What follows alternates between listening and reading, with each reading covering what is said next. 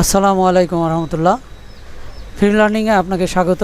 ছোট ছোট লার্নিংগুলি আপনার ব্রেনে জমা করলে আপনার জ্ঞানের ভান্ডার একদিন সমৃদ্ধ হবেই, তাতে কোনো সন্দেহ নেই।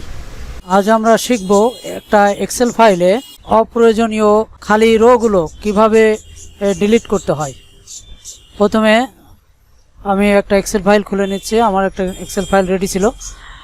এখানে এই ফাইলটা দেখতে পাচ্ছেন যে এই মাঝখানে রো খালি আছে, তারপরে লেখা আছে রো খালি আছে। এখন এই রোগুলো আমি ডিলিট করব। এইভাবে একটা একটা করে যদি আমি এটা রো ডিলিট করি তাহলে অনেক সময় লাগবে। এগুলো কিভাবে একটা কমান্ড করে ডিলিট করা যায় সেটা আজকে আমরা শিখব। প্রথমে এই ফাইলটা এই অবস্থায় রেখে আমি কন্ট্রোল-জি চাপ দেব।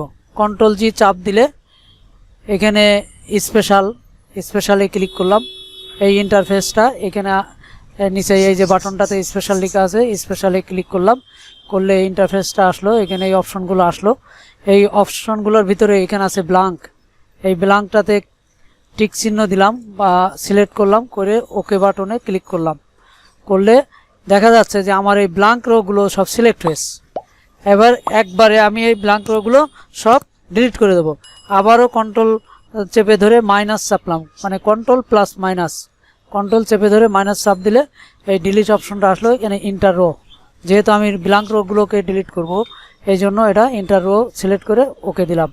দিলে এই যে সব ডিলিট হয়ে গেছে। এখন আপনারা বাসায় একা একা এটা প্র্যাকটিস করবেন। আর ভিডিওটা ভালো লাগলে লাইক কমেন্টস করে সাথে থাকবেন। আর যদি আপনি নতুন হয়ে থাকেন তাহলে সাবস্ক্রাইব করতে ভুলবেন না। ধন্যবাদ। আসসালামু আলাইকুম রহমতুল্লাহ।